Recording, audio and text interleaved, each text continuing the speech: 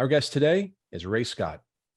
Ray Scott was a 6'9" forward and center who played his college basketball at the University of Portland before he was the number 4 overall pick in the 1961 National Basketball Association draft, chosen by the Detroit Pistons. Ray Scott had an 11-year career in the NBA and American Basketball Association with the Pistons, Baltimore Bullets, and Virginia Squires. He went on to become an NBA coach and was the first Black man ever to be named as the league's Coach of the Year.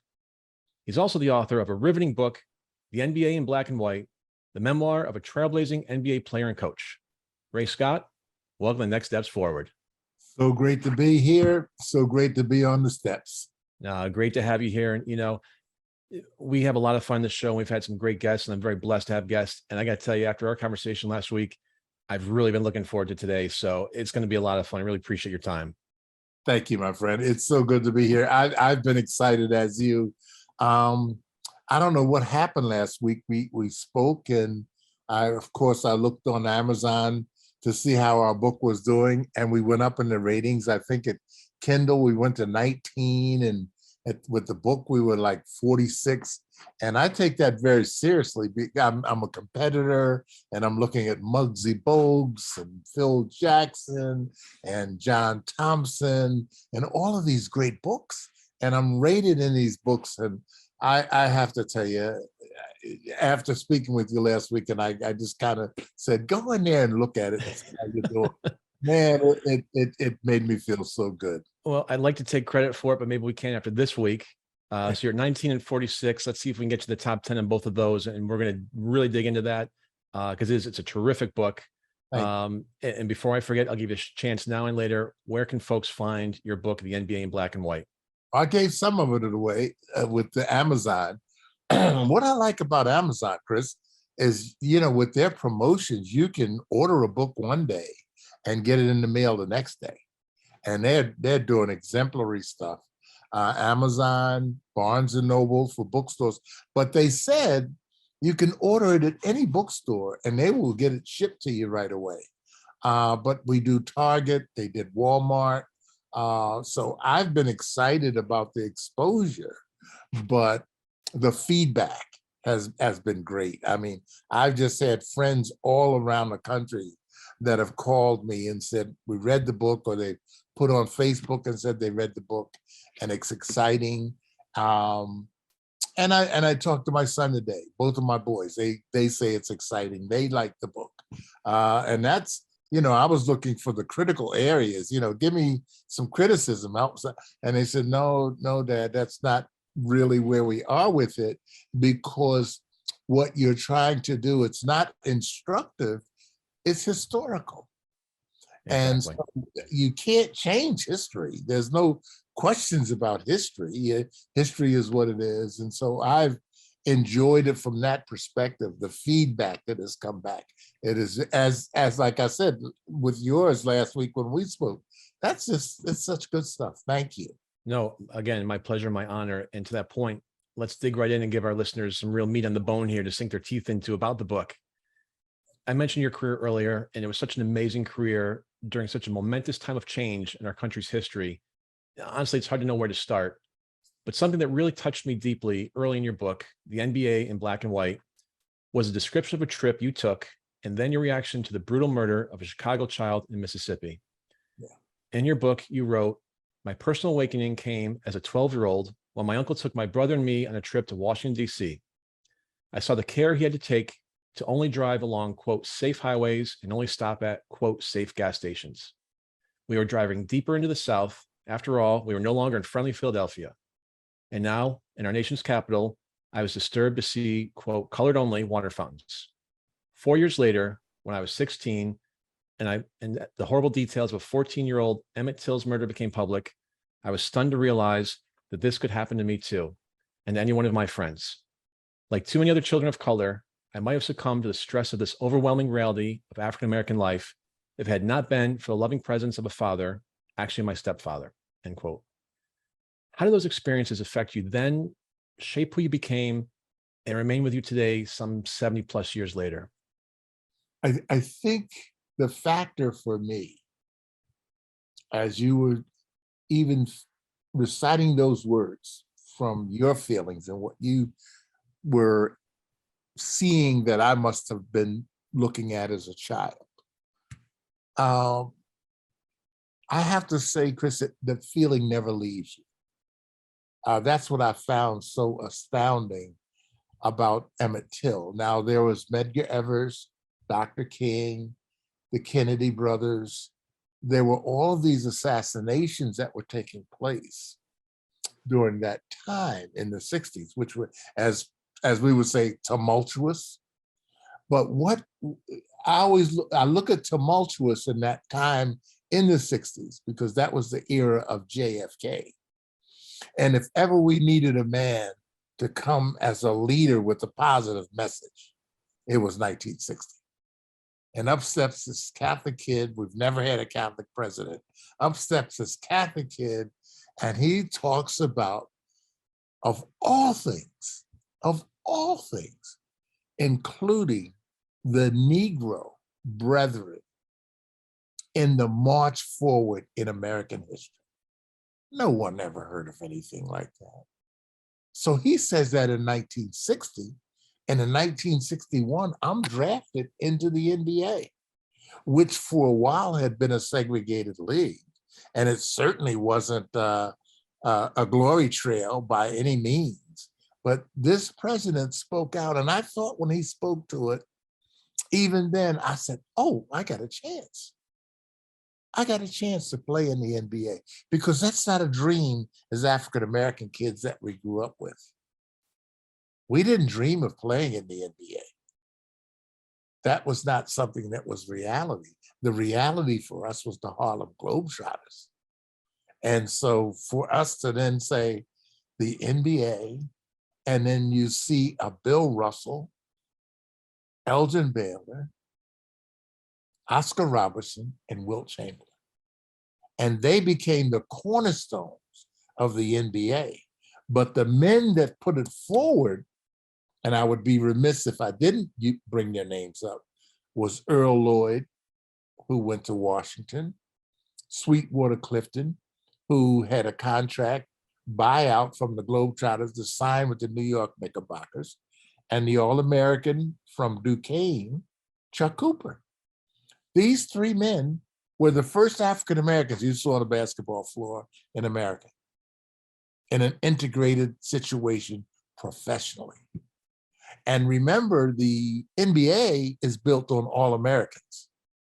All of the schools, all of the colleges had this All-American plume over their heads. So when they came out, cities were saying, which All-American are we gonna get? We're gonna get a guy from Illinois, from UCLA, from Duquesne, from St. John's. Who are we gonna get? And I always remember the Detroit Pistons with that, Chris, because the Detroit Pistons looked up and said, we got a guy from the Eastern League by the name of Ray Scott. And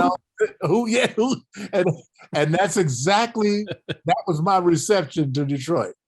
When I came here, I said, my first name became who? Who, Ray Scott? Who's that? So, because they didn't get that All-American. But I like to think that I proved myself. And I like to think that Oscar and Wilt and Elgin and Russell had laid down a foundation. And the Earl Lloyds and the Chuck Coopers and the Sweetwater Cliftons, they laid down a foundation coming in the 50s. And I have to add another name, Maury Stokes from St. Francis of Pennsylvania. They laid down that foundation where we as kids, when we were coming out of college, we had a place to go. And we didn't all have to go as African-American kids to the Harlem Globetrotters. We were now going into the NBA.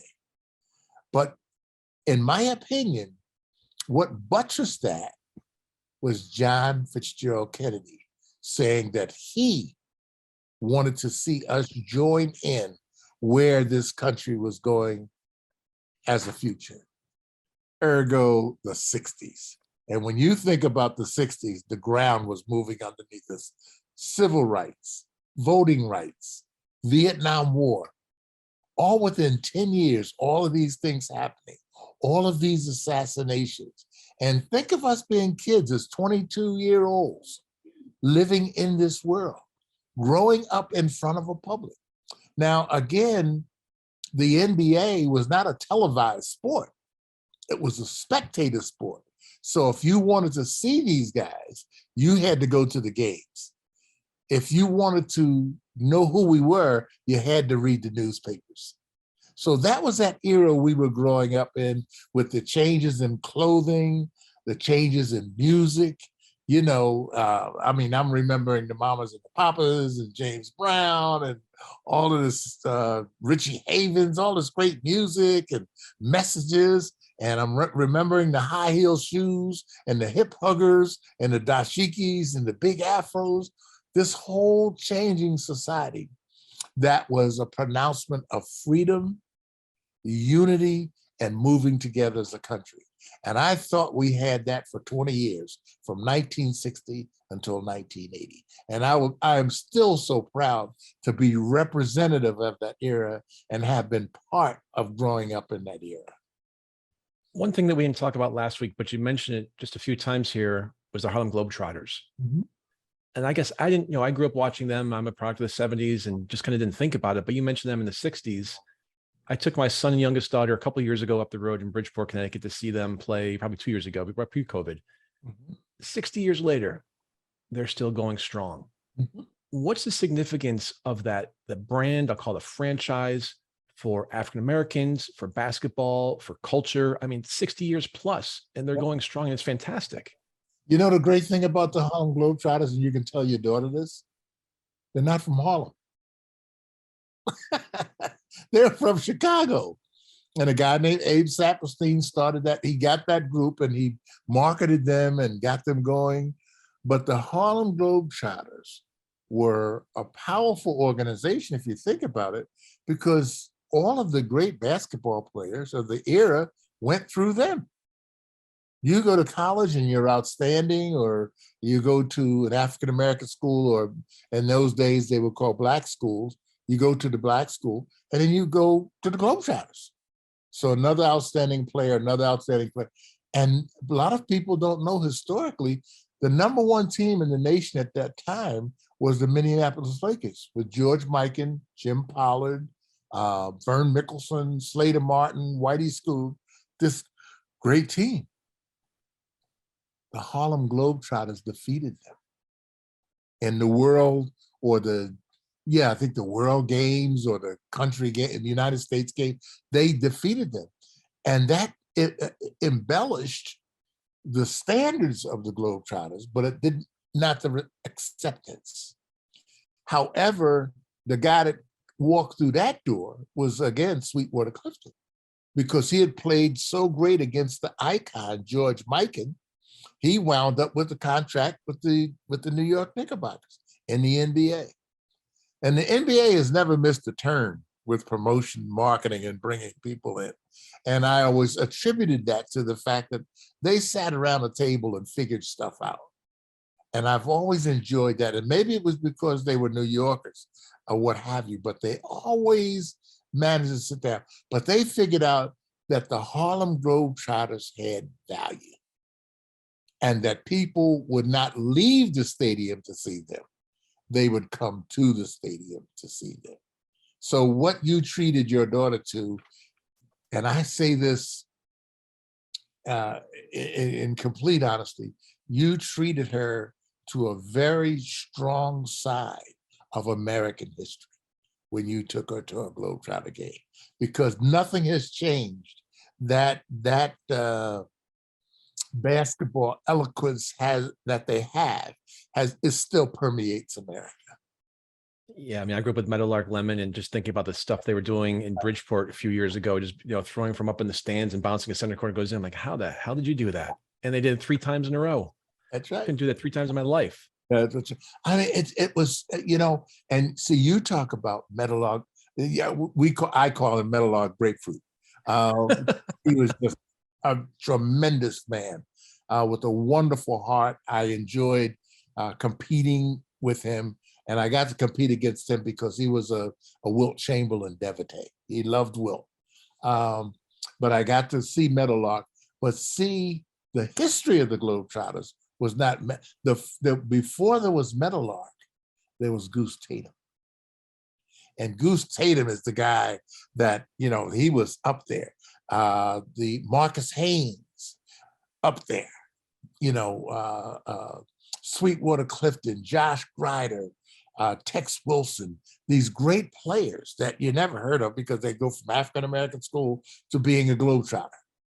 And so a lot of those guys, they would have helped the growth, in my opinion, of the NBA. But the NBA said, we're not going to have the help of that growth for only 3 years, because 1947, they were segregated. 1950, 3 years later, they were integrated. And you can't name any sport that integrated as quickly as the NBA. And again, I think it's that quotient that they had to sit down at the table and figure things out. And I wish with so much that we did that in America, that we sat down with each other at the table. And we shouldn't be working on what made us different. We should be working on what makes us included, what makes us better. And that's what I wrote the book with, the feelings in mind of. I didn't want to be angry. This book was not written by the angry Black kid from the 50s and 60s. No, I recognized what I was given, and I recognized what my parents put into me, and I recognized the education that I was availed. And I want to give a consistency to that, the opportunity to tell you the truth and let you make up your mind about what you're reading. I love your optimism, your visionary thinking, your visionary philosophy, and we're going to get into that in a little bit more. I know it's in your book, but having gone through what you went through and seen all you've seen, to have you still talking about it in that, bright light on the shining hill, our country has not seen its best days yet, is heartwarming. So I appreciate those insights. Let's get back to your career. You were raised in Philadelphia. How did you end up all the way across country at the University of Portland?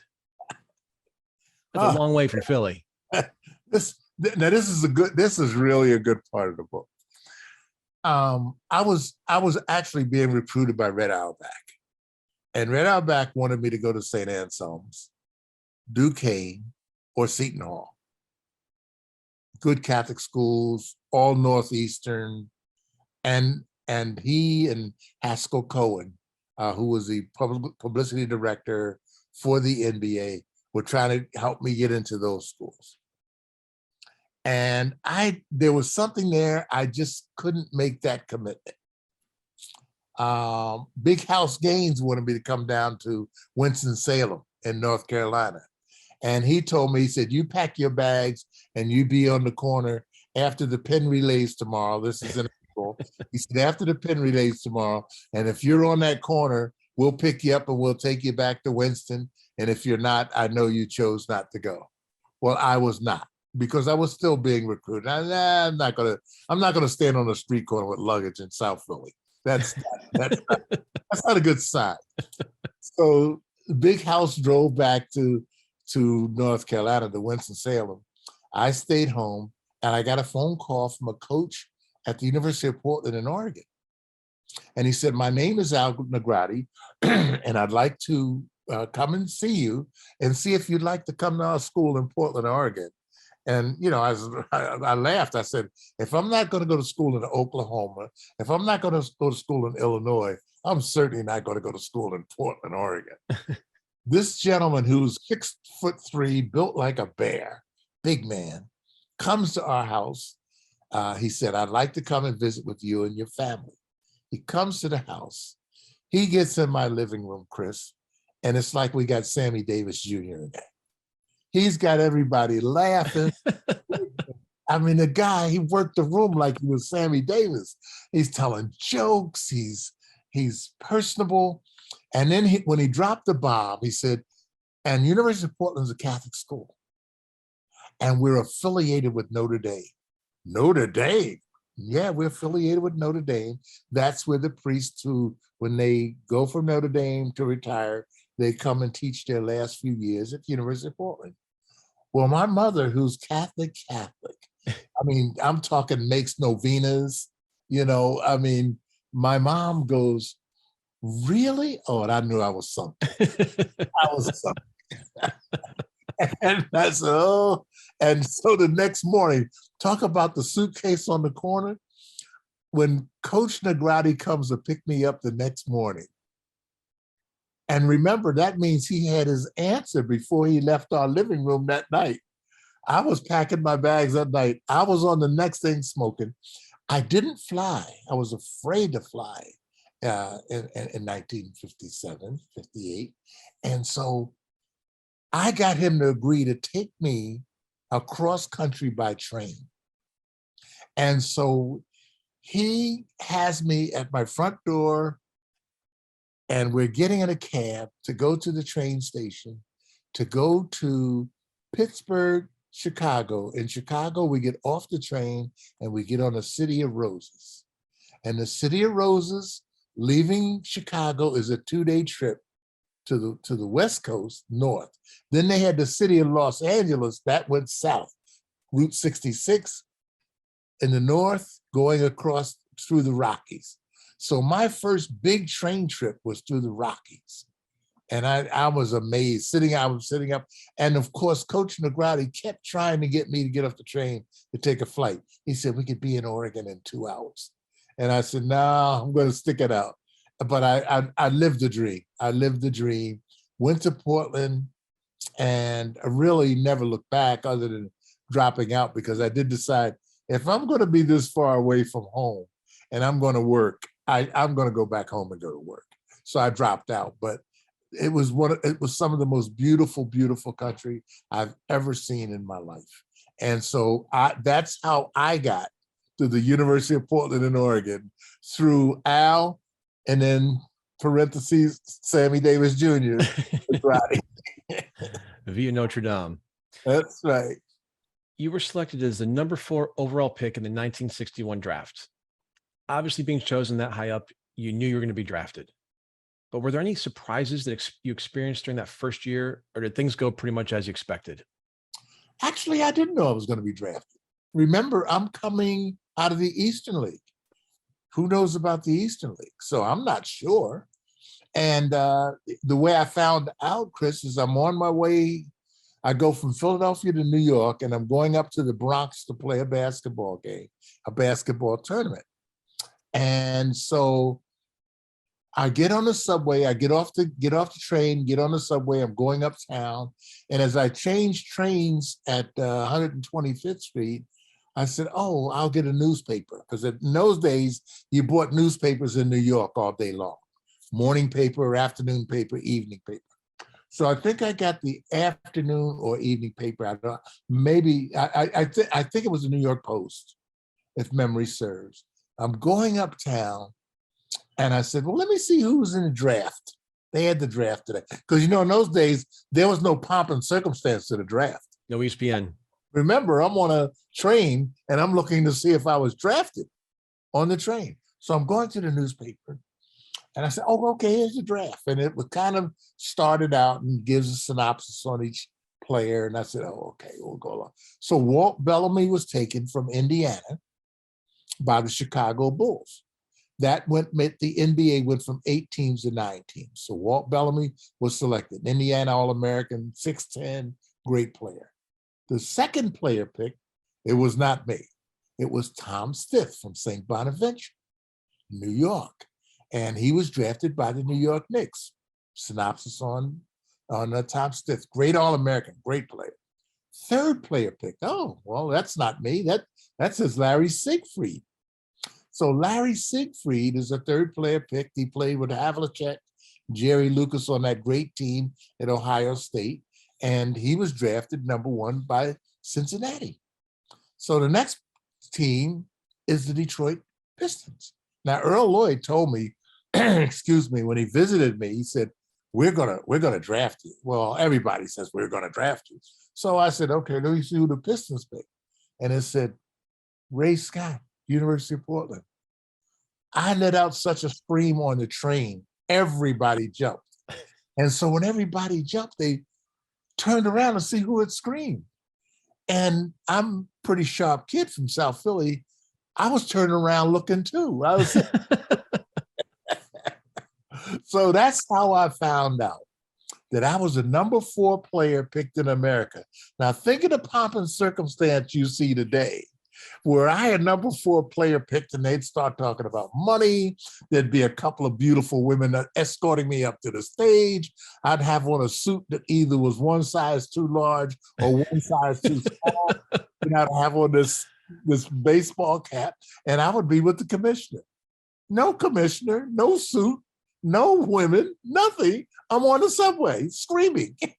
So that's how I found out that I was the number 4 player picked in America. But it was a great journey going to Detroit because I wasn't, it's no different than any place else I would have been. No one would have known anywhere I went. So but I picked Detroit. And the great thing about coming to Detroit is they had a lifestyle here that I relish even to this day. And it is based on we're the beneficiaries of what unions have done in America. And that's Detroit, Michigan, because of the big 3 in the automobile industry. Well, I know you talked about the difference between your draft and the draft today, but the good news for you is I know from our pre-dial-in that you've got a beautiful woman next to you. So it worked out okay for you. Hey, this is where I found her. We have beautiful daughters. We have, I think, a beautiful home. It couldn't have been better. It couldn't have been better. Things worked out, but things were, like I said, between 22 and 30, I was married and divorced, and the whole, schmear of trying to straighten your life, trying to straighten out your personal life as a kid, and yet trying to be a man and an athlete. So there's a lot of growing up in there, and that's what I describe in the book. And my view was not only inward at trying to straighten myself out and become a good citizen of America, but my view was of America itself. And that's why John Fitzgerald Kennedy and Dr. King and Malcolm X and Rosa Parks, these are very, very important people. The mayor of Detroit. And like I said, this is over really a 20-year span that this growth takes place. So let's stick with the draft for a minute, but a different kind of draft. You received a draft notice from Uncle Sam. Obviously, as the Vietnam War was ramping up, but you were rejected for service. Right. Now, I've heard the old Army saying there are no atheists in foxholes, but I didn't know the one. There are no 6'9" guys in foxholes either. I love your story about that experience, and I know our audience will too. Can you please share it with us and the story of your brother as well? Yes. Well, first of all, in our family, then this has to be up close and personal. In our family, the hero in our family is my baby brother, because he was in Vietnam with the rockets red glare and the bombs bursting in the air. Until you've experienced that, you have no idea what it's all about. He did that. And he is a hero to me. He's my younger brother by 6 years. We're born on the same day. We're both 6'12". I'm 6'12", 38. He's 6'12", 46, 44, I beg your pardon. So we're 6 years apart. But that little twin guy, that 5'10" man, toughest guy I know. He's the toughest guy I know. However, I almost had that experience at 6'9" in Vietnam, because I was, unlike my brother Marvin, who was not drafted, but volunteered, not only for the military, but volunteered for Vietnam. I have no idea what's in between his ears, but this kid did that. I, on the other hand, the 6'9" one, was drafted. And I was like, "Are you kidding, Mom?" She said, "No, here's your papers. And this is where they tell you to report." Now, in that report is you are to bring your kit. Your kit has your toothpaste, your hairbrush, your toothbrush, your stuff in it. You bring that kit, and your parents won't see you until you get out of basic training. So I said, well, I'll go down here to this ominous looking building. And I walked up the stairs in this building, And I had started out in Catholic school. And one of my favorite people in Catholic school was a kid that was in a wheelchair. And his name was Al Bernaviches. And I remembered Al because Al was a big Carl Braun, the New York Knicks guard. That he was a fan of Carl. And we just sitting, and I had somebody to sit with in class and talk about basketball, the NBA. So Al was my guy. Every morning we just sit and talk about basketball. And I hadn't seen Al for years. I guess I went back to school, then I left Catholic school, went to public school, West Philly, and I hadn't seen Al. So now that I'm drafted, I'm going into this building, this ominous gray building, and all these kids are going in. And I get inside, and they said, what's your last name? I said, Scott, and blah, blah, blah. They said, well, you go over there into that room. And I walk over into that room, Chris. And when I walk into the room, as I told you last week, I see a wheelchair. And I look in the wheelchair, and it was my friend from the wheelchair that I went to high school with, Al Bernaviches. And I said, oh my God, I'm in. If they're drafting guys in wheelchairs, I'm done.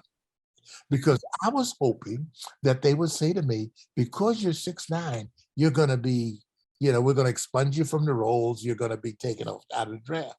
And so I go over to Sarge. I said, Sarge, I just wanted to say something. I'm 6'9", and I'm going into the NBA. And he said, no. He said, you see that major over there? And I said, I looked. I said, yeah. He said, he's 6'8". So now I got Al on the one side of me, and the major that's 6'8". I got no chance. No shot. I got no shot. So it's like, you're there like at 7, 8 o'clock in the morning. So we go through the day of doing all the testing and stuff that we do. And I'm going through this, and I'm going like, I'm in. And a sergeant comes over to me and says, come here. And he just said it just like this. He said, you're out of here. I'm out of here. You're out of here. And I was like, I didn't take 5 seconds to get out of there. I go outside of this building, and when I walk outside in the street, where you're used to coming out of a building and on the street, there's all kinds of traffic, foot traffic and people. I walked out of this building, there was no one. But the person that I was looking for was Al Bernaviches. I wanted to see if they sent Al home. I never saw Al. I've never seen him again. But I want Al to know that he gave me comfort and he gave me hope if he ever sees this podcast. But that was my introduction to the military. And that was mine, but my brother's was to come. And that guy, he did it. He carried the banner for the Scott family. And he's a wonderful tale, in my opinion, in our family lore. I love it. So we often hear of and think of Jackie Robinson in Major League Baseball when we think of integration in sports. Mm-hmm. You touched earlier about 1947 to 1950, how it became integrated. And I think that really sets the tone for this. How is the NBA stacked up as a role model, or even to your point, a pace setter on race relations compared to other leagues? I think we have to take pace setter out of it. But a part of me wants to say that it wasn't just the NBA. I think some of the things that happened during that period, this period of integration, there are important people that we don't talk about. One of those people to me was Bear Bryant, because the Bear was the guy that said, in Louisiana and Alabama and Mississippi, we have to integrate. And people were going, what are you talking about? What are you talking about? You're crazy? We're not going to play with those people. We don't want them on our team. The Bear said, no, we have to have them. But let me show you something. So what the Bear did that was absolutely brilliant, the Bear brought in USC to Alabama to play against the Alabama Crimson Red, the Tide. And the USC Trojans ran up and down that field in Alabama like they owned it with a guy named Sam Bam Cunningham. And what the Bears said, now guys, you understand this kid Bam Cunningham is from Alabama. Why are we letting our treasured kids out of this state to go to California, to go to Pennsylvania, to go to Michigan? and they grew up and lived here. They should be at Alabama. And he told Governor Wallace, I want to recruit these kids. And the alumni, after witnessing that game, backed not Governor Wallace, they backed the Bear. And so from the other side of the street, with Dr. King and Malcolm X and these great civil rights leaders, was the Bear. And I believe that push is what pushed America forward, as did John Fitzgerald Kennedy. See, it was men that demonstrated the courage of leadership and conviction that moved this country forward. And that's why I still have that belief in America today, because of the existence that men I saw during the 60s that moved the nation forward. Courage of leadership and conviction. Yes. I love that. And I hate to tell you and your wife as well, I think that's the title of your next book. I got you a winter project here. I never knew that about Bear Bryant. Yes. And I don't think he's really mentioned in terms of being part of that whole movement. That's right. And so I really, really appreciate you sharing that with our listeners and viewers, because I think that's clearly a very important part of that era. And to your point right there about USC versus Bama, you look at college sports today, and that's just phenomenal. Yeah. Early in the conversation, you mentioned Red Auerbach. And for those people who've had their heads in foxholes or wherever and don't follow the NBA, Red Auerbach was a legendary NBA coach with the Boston Celtics from 1950 to 1966, when segregation really dictated race relations in the US. He's also an instrumental figure in Boston's very complicated history of racial justice. You knew Red Auerbach, as you mentioned. What did he do to advance the careers and success of Black athletes? Good question. Good question. Because Red Auerbach technically drafted 2 players to his team in different times. He drafted Earl Lloyd with Washington when Earl Lloyd first came in to the NBA. He would have been the coach. After 7 games, Earl Lloyd went into the military. The Boston Celtics drafted Mr. Brown up in Boston, drafted Chuck Cooper. Red got to coach Chuck Cooper, Don Barksdale, very, very good players. Adding players to his team that he thought would make them a championship team. Red drafted, but not drafted Bill Russell, but traded for Bill Russell, because Russell wasn't welcomed with open arms in St. Louis, where he was drafted, after coming out an Olympic gold medal year. He won the gold medal in 1956. And Russell was supposed to go to St. Louis. And they said, now we'll trade. So Auerbach said, we'll trade Easy Ed McCauley, the center that Russell was going to replace, and we'll even throw in Cliff Hagan from Kentucky, All-American. You get 2 players, we get Russell. Russell goes to Boston. The rest is history. The rest is history. Red, who had an eye for talent. I have never stopped saying that Red, John McClendon, and Big House Gaines in a fashion, but John McClendon, because I saw his teams. Red Auerbach and John McClendon are probably 2 of the best coaches I've ever seen in my life, because they took basketball from a staid slowdown game to an up-tempo, quick speed game, which makes it great for people to see these people as professionals. So Red drafts Russell, he drafts Casey Jones, he drafts Sam Jones. Now remember, when he's drafting these guys, he's got Hall of Famers already playing for him. Bob Cousy, Bill Sharman, Tommy Heinsohn, Jim Luskatoff, Bill Russell. He's got a great team. But he's saying, oh no, this is the coming game. Speed and quickness, speed and quickness. So he puts this team together. And so going forward in the 60s, as he's coming up to 66, someone said in 63, Tommy Heinsohn's hurt. Who are we going to start? Are we going to start Havlicek? Which leaves us with at least, because Cousy and Sharman are gone, it's going to leave us with at least one white player starting on the team. And just like Bear Bryant, Red Auerbach said, no, we're going to start Willie Knowles.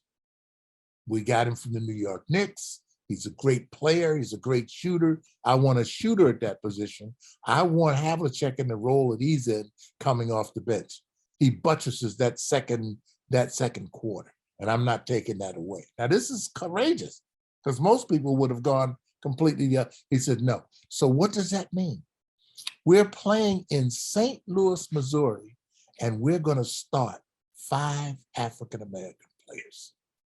That's Red Auerbach. 1963, 64, whatever the timing is. Never blinked an eye. They said, Red, how could you do that? He said, well, look, that's my strategy. That's what I want. I want my team to win. And Red drafted players from not only HBCU, the African-American schools, but he picked up free agents. Red was a leader in what he did. But the guys that I've in my book tried to give credit to is Marty Blake, who was in St. Louis. And the reason I mentioned Marty Blake, Chris, and it's, you have to give the man his due. Marty Blake in St. Louis, where we could not even eat in the restaurants. We could, as African-Americans, we couldn't eat in the restaurant. Marty Blake put 6 African-American kids on his team. Bill Bridges, Zelmo Beatty, Paul Silas, Chico Vaughn, John Barnhill, and a kid from San Francisco by the name of Fred LaCour. That's 6 players. So is it any wonder that the St. Louis Hawks were moved from St. Louis to Atlanta? They were not going to have that ever again in St. Louis. And that's when they moved a hockey team there, the St. Louis Blues. And they became the king of the indoor sports, the St. Louis Blues. They moved the Atlanta Hawks. And that was done through Marty Blake. The other guy, I'll give you another, there's another man, because we got it again to do. Red Holtzman with the New York Knicks. Red Holtzman brought in a kid from, everybody said, oh, he went to a black school, he can't play.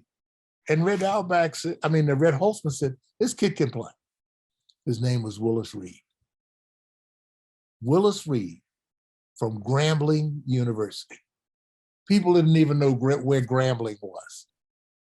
Everybody knows who Willis Reed is now, right? Put the kid on the floor. He traded an all-pro center by the name of Walt Bellamy to put Willis Reed in the center position. Drafted a kid named Jim Bad News Barnes from Texas Western. Billy the Hill McGill from Utah. These African-American kids coming into the NBA all of a sudden. And then the Knicks did the pièce de résistance, was to bring in Bill Bradley, who was coming back from Oxford. He signed Bill Bradley along with Cassie Russell. Think of this team coming together. This is like unbelievable. And he trades Walt Bellamy for Dave DeBusschere. So he's got Dave DeBusschere, Bill Bradley, Willis Reed. They get a kid out of Southern Illinois that no one's heard about named Walt Frazier. They call him Clyde now. Everybody knows about it now. And a guy named Dick Barnett from the HBCU. And so I was always proud of these gentlemen when I looked at the moves that they made to build their teams. They got away from that, we're only going to do it through All-Americans. No, like Red Auerbach, they were going to do it through great players. And in my opinion, that's what changed the NBA. So that it took time for that to grow, Chris. As that was growing, all of a sudden there's two kids being developed in this country that are going to lead the NBA onwards and upwards. And those two kids are Magic Johnson and Larry Bird. And that was a marriage made in heaven. I believe that's the blessing for being an open league. I believe that's the blessing that the NBA got in those two kids, because those two kids brought what with them? America. One in Boston, one in Los Angeles, a natural. And that was, seeing that time was just, it was so beautiful. I remember getting a speeding ticket, to drive home so I could see the Lakers and the Boston Celtics. And I said, officer, if you could give me that ticket in a hurry, I'm really in a hurry. Well, That's what the league was growing. You give me a flashback. So I'm from upstate New York, and my best friend as a kid was a Celtics fan. I was a Lakers fan. And so it worked out perfectly that our last week of school every year they were half days. And so we could watch the Lakers and Celtics, and they were just special games. No question. No question. Changed the league. No question. So now you made NBA history yourself. You were the first Black man to be named Coach of the Year. Please tell us how you became the NBA coach, and especially about the 1973-74 season with the Pistons, where you were named Coach of the Year. That was such a special year because at the outset, again, there are people that played a role into that happening. The previous year, I was the assistant coach for 7 games after retiring. And I was with my very good friend, my mentor, my brother, Earl Lloyd. And also with Bill Russell. Bill Russell was in that training camp. And I listened to those guys. Now, a lot of people don't remember, but Earl Lloyd was the first African-American champion in the NBA with the Syracuse Nationals. We all know about Russell's stories of championships. So I'm listening, I'm soaking every word up these guys are saying, because they're both champions. And what I came to understand is the commitment you had to have. Well, in that first year that I was named the coach, we finished up with that team winning 20 out of our last 30 games. And I knew we were special. When you can do that, you're special. And I had Dave Bing, who was going to be the mayor of this city, and I had Bob Lanier.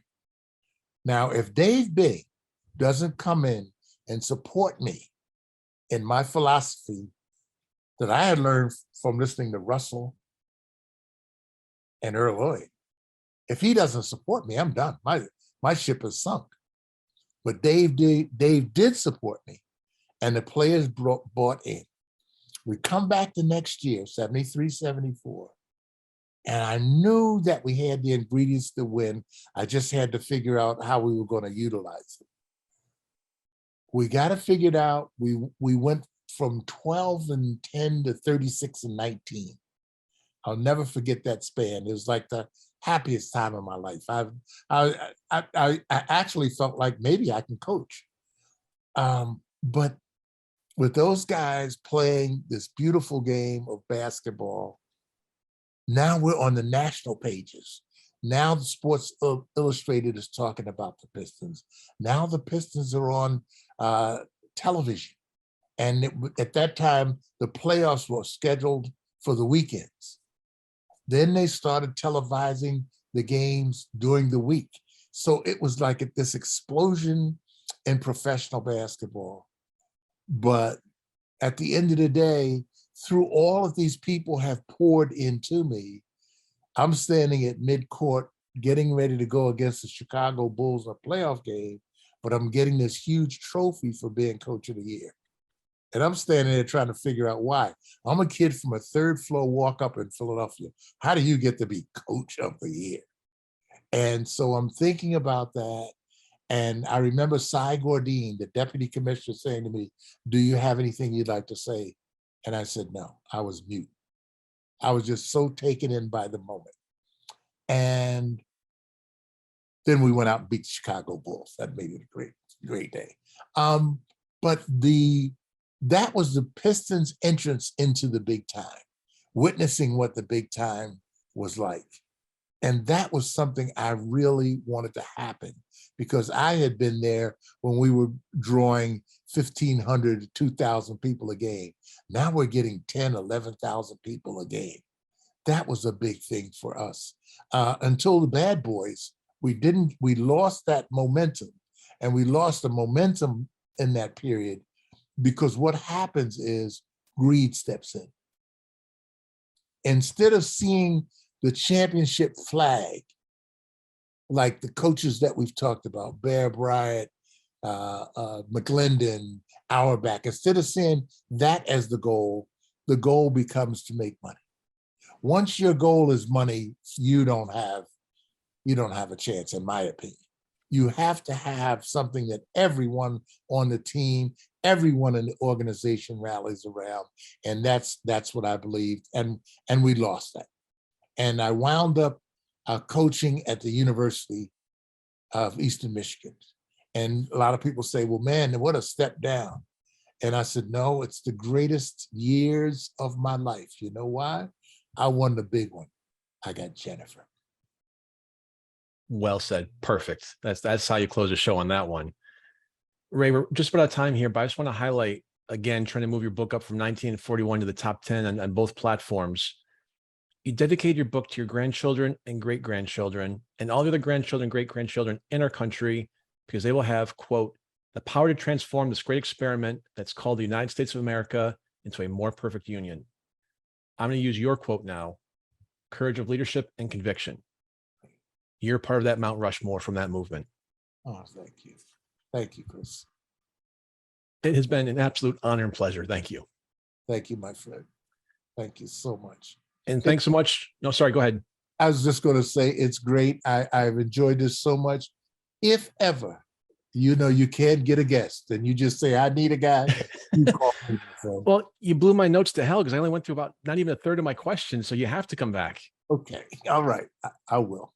And thanks so much for our listeners for being with us today and tuning in this week's edition of Next Steps Forward. And be sure to pick up a copy of Ray Scott's book, The NBA in Black and White, on Amazon, Barnes & Noble, on all leading booksellers. Again, we're trying to crack that top 10. I'm Chris Meek. We'll see you same time, same place next week. Until then, stay safe and keep taking your next steps forward.